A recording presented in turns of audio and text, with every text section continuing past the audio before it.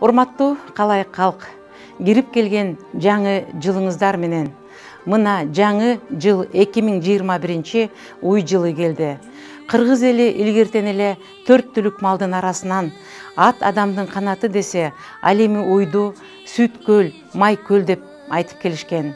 Улуу жазуучубуз Чыңгыз Айтматов дагы өзүнүн бетме-бет чыгармасында ошол согуш маалында кыйналып жаткан үй бүлөдөн жылкы эмес, кой эмес, уйдун, сүт берип жаткан уйдун жоголушун абдан чоң кайгы кылып жазып кеткен.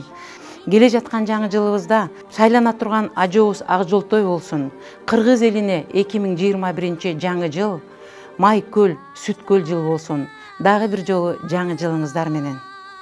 Биримдик каалайм, жергебизде тынчтык болсо, элибиз бөлүнүп жарылбастан биримдикте ынтымакта болуп, баш көтөрүп, кайкайып, калпак кийип, бүт дүйнөдө басып жүрөчү деген адам келиш керек да. Ошондой мекенчил келсе, менимче Кыргызстанга ошону каалайт элем. Кыргызстан ушул жакын аралыктын ичиндечи дүйнө эли суктана турган мамлекетке айланарына мен ишенем. Баарыңыздар ошол Кыргыз деген, Кыргызстан деген мамлекетте гүлдөп өсүшүңүздөргө мен тилектешмин.